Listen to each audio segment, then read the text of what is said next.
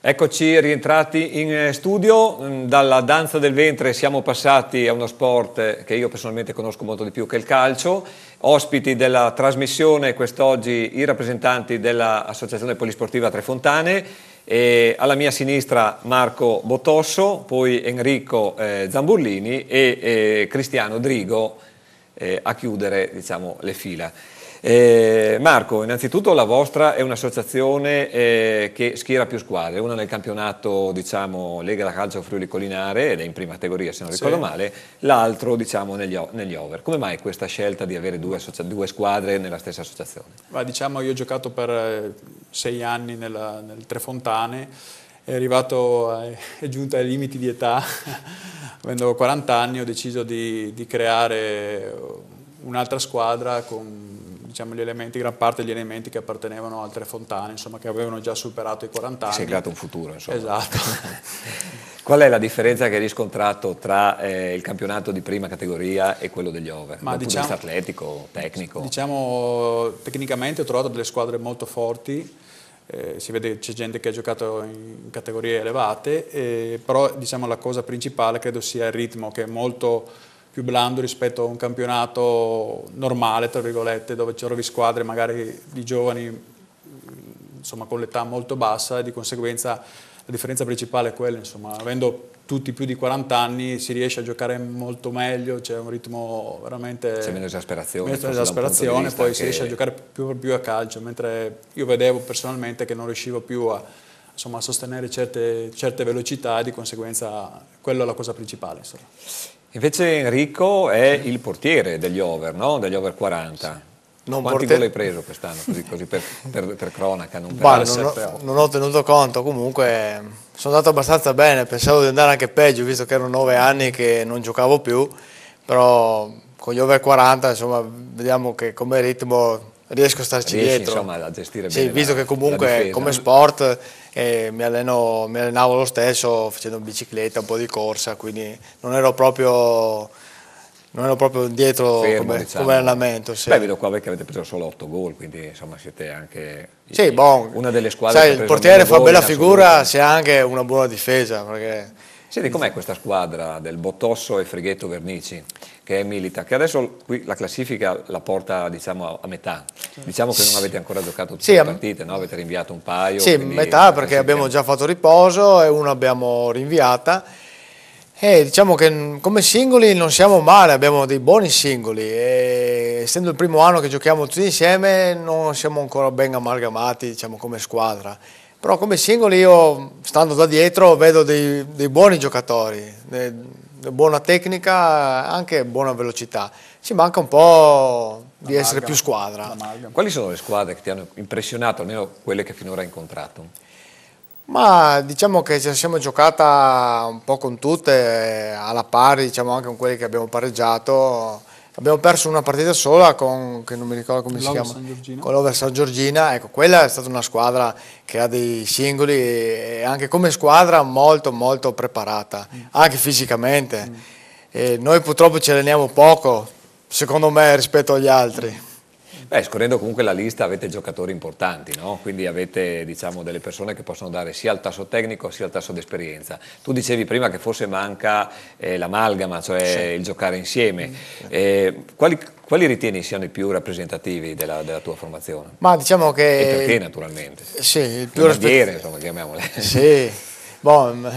Marco è una bandiera perché, insomma, è conosciutissimo in tutto l'Interland del portoghese, visto che ai suoi tempi su un campionato mi sembra aveva fatto quanti gol, Marco? 24, sì. 24, quindi giovanili, però, sì, ho mantenuto le attese. Era un bomber, diciamo. Esatto. Comunque abbiamo giocatori dello spessore come Luca Bagliato, che ha giocato in promozione, non so se è arrivato anche in eccellenza, anche, quindi insomma, che ha un tasso tecnico molto molto elevato.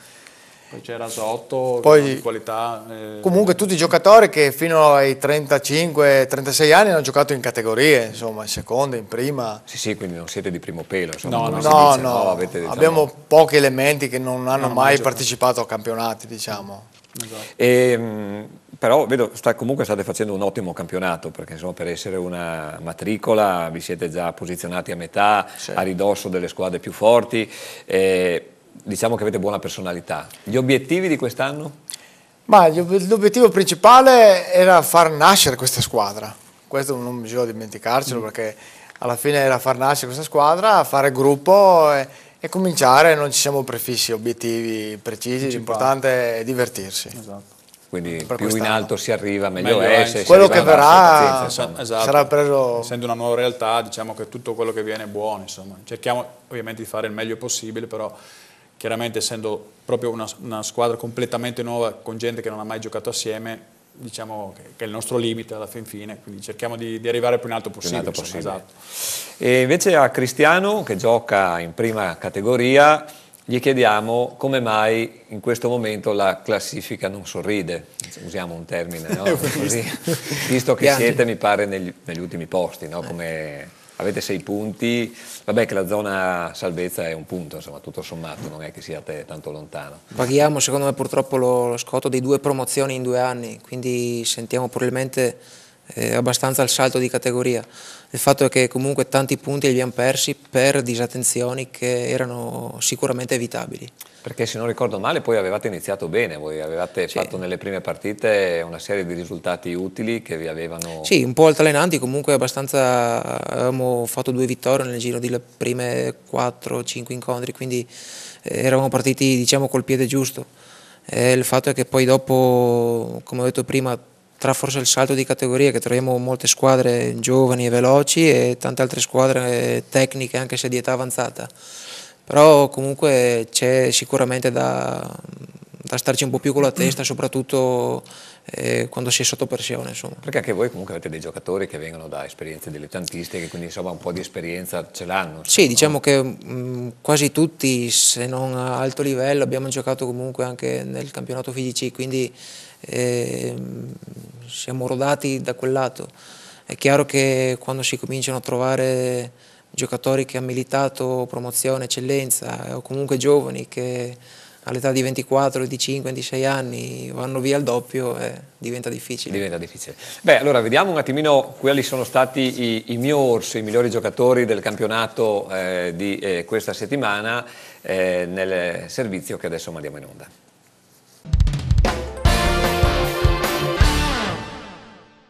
Per i Miors della Lega Calcio Friuli Collinare Calcio a 11, la squadra della settimana, schierata con un ipotetico 4-4-2, vede in porta Diego Cettolo, portiere di grande affidamento del San Vito al Torre.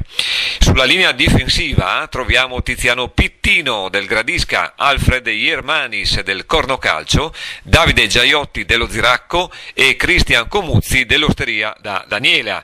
Nella zona nevralgica del campo, linea 4 con Diego Bortolusso del Muzzanella, Mirko Gervaso della Polisportiva Tre Fontane, Sinuello Massimo degli Amatori Campeglio, Gianluca Zanutta della Dimensione Giardino.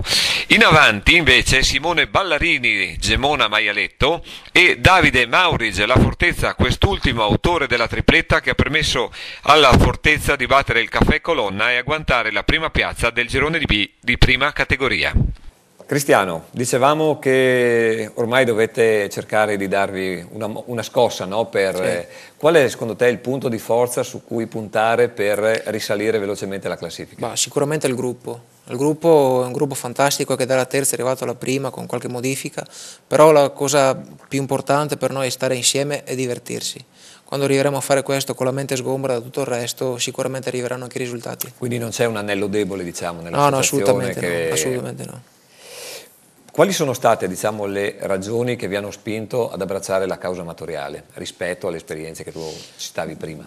Comunque il fatto è che quasi tutti, come dicevamo prima, avevano giocato in campionati di FIGC, quindi una volta smesso per il lavoro, per tanti altri impegni, la voglia di giocare a calcio c'è sempre stata, quindi ci si raggruppa e quando c'è l'amicizia, c'è la voglia di stare insieme, viene tutto da solo dopo, la voglia di Poi nei giocare a campionati calcio. amatoriali adesso si vedono sempre più ragazzi giovani, no? Quindi ci si quello chiede sì, è una caratteristica. come mai diciamo, questi ragazzi non giocano magari in realtà diverse.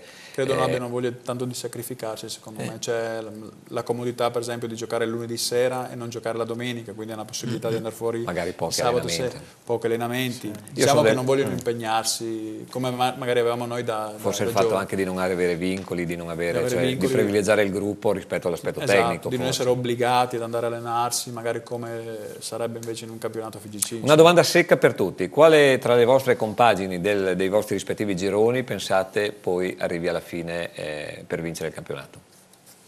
Beh, per me Dimensione Giardino mi ha impressionato molto. Una squadra che comunque ha un'età media un po' alta, ma tecnicamente molto molto valida. Negli over invece? Secondo voi, tra quelle che avete visto Esatto. naturalmente? Sì, perché l'Over San essendo la Giorgina prima- è quella che mi ha impressionato di più e penso che alla fine la spunterà su tutte. Anche per me.